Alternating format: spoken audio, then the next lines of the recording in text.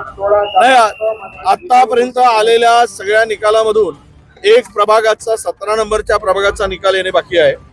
16 प्रभागाच्या निकालातून काँग्रेसला आतापर्यंत 27 जागेवर विजय प्राप्त झालेला आहे आणि या बहुमत मिळवण्यामध्ये आम्हाला आता सर्वात मोठा पक्ष आणि महानगरपालिकेवर काँग्रेसची आणि मित्र पक्षाची सत्ता येण्यामध्ये आता कुठेही आम्हाला अडचण नाही आणि जनतेने ठरवल्याप्रमाणे हा निकाल अपेक्षित होता.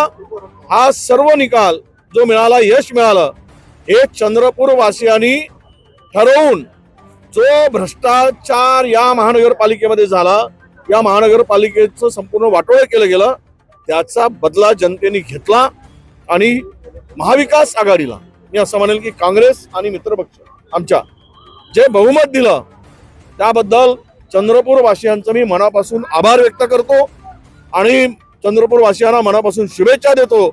त्यांचे मनापासून धन्यवाद की आपण पुणे शहर या शहरावर काँग्रेसवर विश्वास ठेवला आणि घवघवीत असं यश दिलं.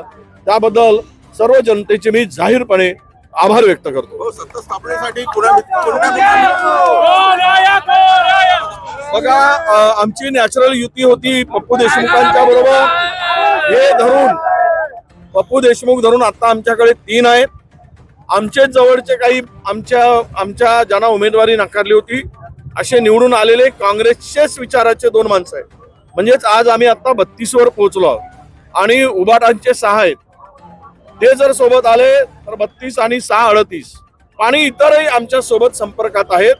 40 ते 41 42 पर्यंत हा आकडा जाईल आणि निर्विवाद बहुमत आम्हाला प्राप्त होईल आणि विजय आपला सत्ता स्थापन करण्यामध्ये आजही अडचण नाही आणि उद्याही अडचण येणार नाही. सत्ता स्थापनेसाठी शिवसेनेशी म्हणजे उभाटा गटाशी बोलणी झाली आहे का तुमची? आमचं बोलणं झालं आहे. त्यांना शुभेच्छा दिल्या आहेत. ते मिरवणुकीत आहेत आणि त्यांच्यावर बसणार आम्ही.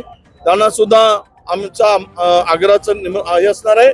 आपण सर्व मिळून जे काही आमच्या आघाडीतले पक्ष होते महाराष्ट्रात त्या सगळ्यांना घेऊन सत्तेसाठी आम्ही पुढे जाणार आहोत.